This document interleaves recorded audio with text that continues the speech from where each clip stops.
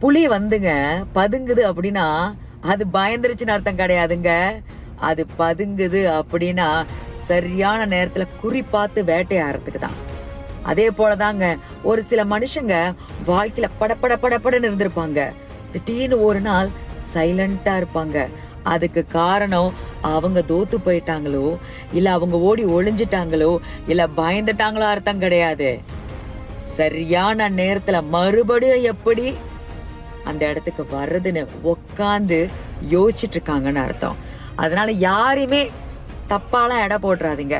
சரியான நேரம் வரும் பொழுது பதுங்கி இருந்த இடத்துல இருந்து பட்டுன்னு வெளியே வந்தாங்கன்னா அந்த இடத்துல நீங்க தான் பயந்து ஓடுவீங்க.